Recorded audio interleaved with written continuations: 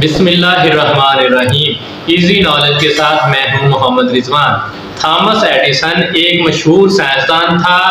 بچپن میں اسے بخار ہو گیا تھا جس کی وجہ سے اس کی قوت گویائی ختم ہو گئی تھی۔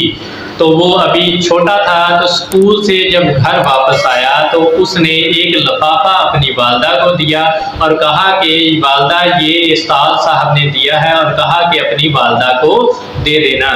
والدہ نے اس لفافے کو کھولا تو اس کی آنکھوں میں آنسو آ گئے۔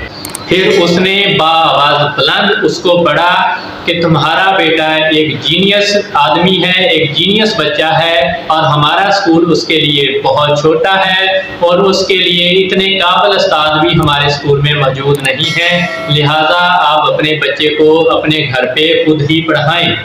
اس کے بعد اس کو پڑھانے کی ذمہ داری اس کی والدہ نے لی، اور کئی سالوں کے بعد وہ جو پڑھ لکھ کے ایک مشہور سائنسدان کے طور پہ مشہور ہوا، اور اس وقت تک اس کی والدہ وفات پا چکی تھی۔